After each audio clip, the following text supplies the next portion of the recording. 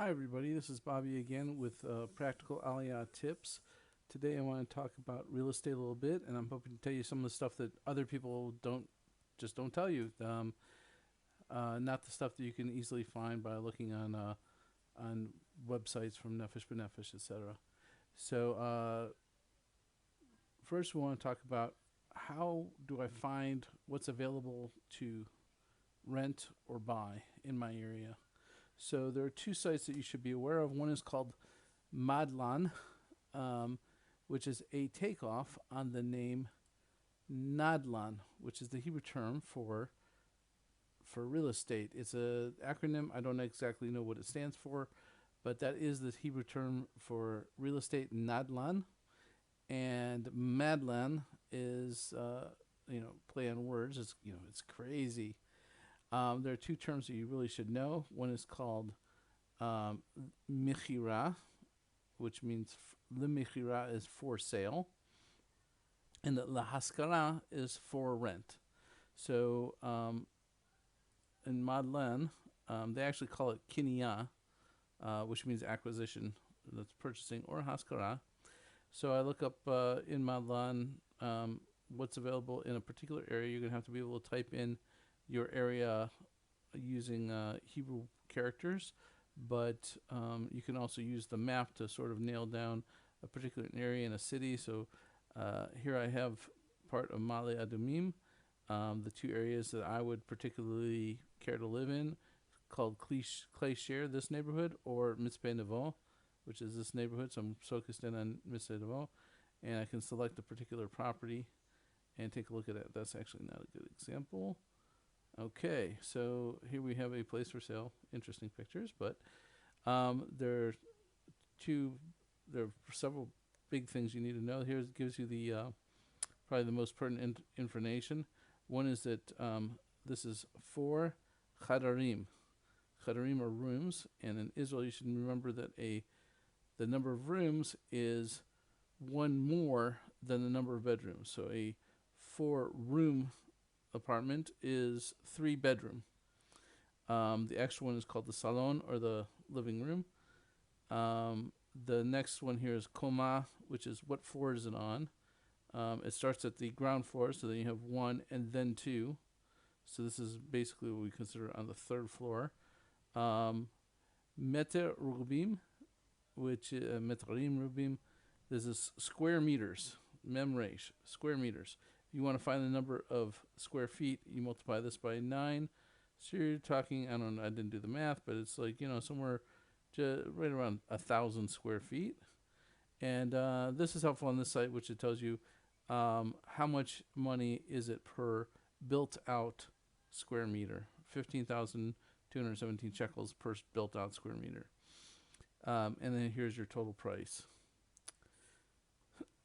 The other website you should know about in general is called Yad Shtaim, Yad Shnia. Yad Shnia means second hand, and I just call it Yad 2. So you have, it's like Craigslist, but somewhat more sophisticated, I would say. You have Nadlan real estate for sale and for rent, as we covered. Automobiles, and then secondhand articles. Not everything on the site is secondhand. You will find new projects on here, and also uh, uh, places for sale through Tivuch, which is an agent. You should know that there is no such thing, as far as I can tell, and I've asked around, as a buyer's agent in Israel. Could be there's some service out there that specifically for immigrants that does that. But what will happen is that if you get an agent, they will show you properties that are with their listing, with their agency.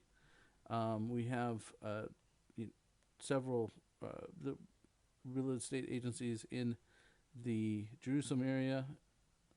Let's see. No, these don't list it. In Madlan, I believe it says. Okay, this is not through an agency, I guess. Remax in particular, very popular here. And we have one here in Male Adumim called Remax Atid. Atid is the name of the particular branch. So You can go through an agent, but they will generally show you their properties. Um, it's different than having someone go out and say, I'm going to go find you a property and negotiate the cheapest price on your behalf. Uh, Another way to find places specifically to rent more so, but even for sale, is to join your Facebook uh, group or mailing list for your particular uh, community, specifically the Anglo is the term used here for English speakers amongst ourselves. I think that in Israel everybody calls us Amerikaim, whether we're from America or not. But native English speakers are called Anglos amongst ourselves. And if you join the Anglo uh, community of your particular locality on Facebook, you can post. It's how we found our apartment. Another particular good thing to know is Yechidat Diur. Yechidat Diur means a place inside of somebody else's house. So in particular, we rent out of we live in a villa, which is a big house, and we live on one floor of that villa. It's rented out, and you can find those often on privately through word of mouth. And Facebook, your English group, is a great place to start.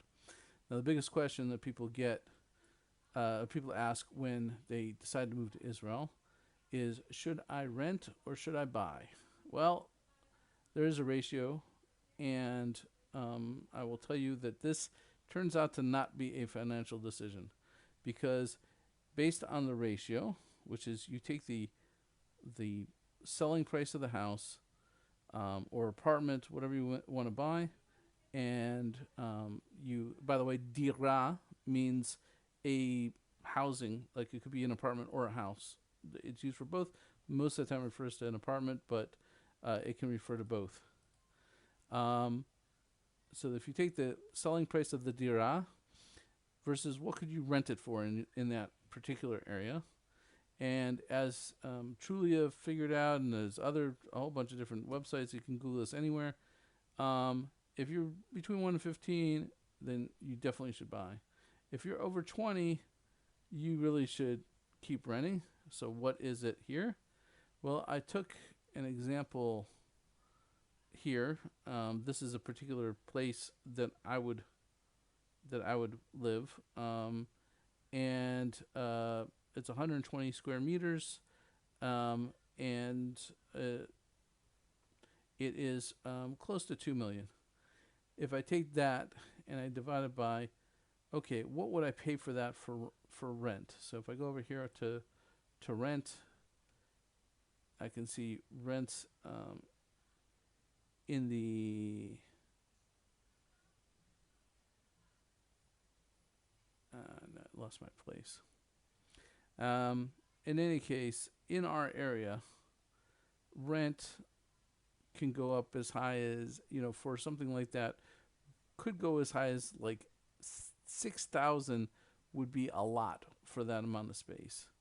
So I did the math, and you can try this with different numbers. You can look up your own places to rent, places to buy, and it's 27.77, which means it would take you close to 28 years if you just took the rent money you're paying and you paid it against the apartment, and you didn't have any other, you didn't pay any interest on. You didn't pay for any interest. There's no loan. You don't just straight up. I took the money every month that I'm paying. I put it towards the apartment. It would take me almost 28 years to pay off, just for the principal. Now, in Israel, you have your taxes are paid by the renter, so that's kind of a wash, which is different than in the United States. And also, if you live in a complex that has more than a building that has more than one apartment, you will pay Va'ad Bayit, the housing authority, and that varies completely based on what exactly the housing authority does, from 50 shekels up to several hundred shekels a month. But that is also paid by the tenant, the person who actually lives there. So that's going to be a wash also between renting and buying.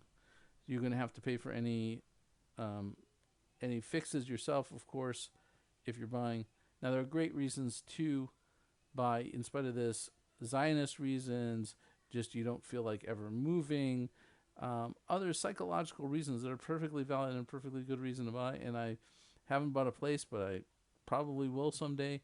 But you should know that is not really a financial decision. If you ask what is financially better, it's renting, and in particular, if you can put your money in the market, which has just become fashionable recently here.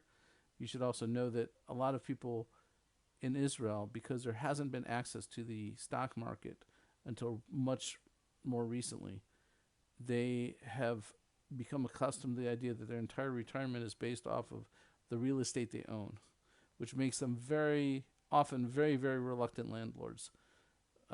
If you can find landlords who are happy to fix things and whatever, but there are a number of them who never wanted to be landlords, but they feel it's their only retirement, and that any expense that you have as a tenant, something breaks, that's coming out of their retirement, um, and therefore they are not at all happy to fix it. Okay, I hope this gave everybody something that they didn't know before, and that it will help everybody on their aliyah. And I wish everyone hatzlacha on your aliyah.